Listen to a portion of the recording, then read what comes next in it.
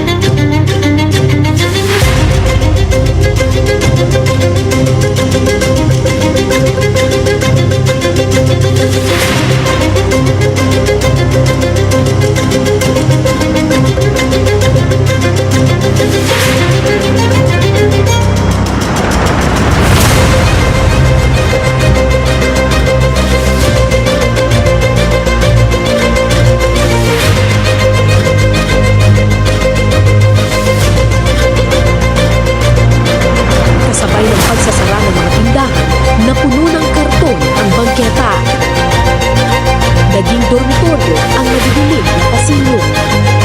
Marami sa mga nakilala ko ilang dekada nang nakatira sa bangketa. Iba-iba ang dahilan. Kahirapan, iniwan ng pamilya, nawalan ng trabaho, nalulog sa bisyo.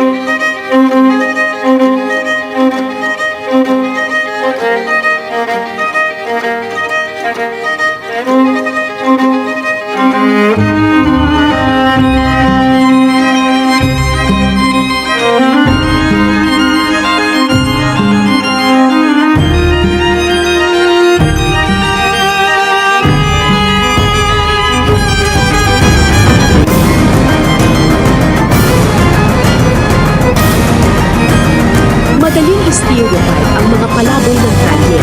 Inisip ko noon sa hirap ng buhay sa kalsada, marahil puno ito ng agawan, nakawan, away at gulo. Pero kabaliktaran ang aking nakita. Kung sino pa ang walang-wala, sila pa ang unang nagbibigay.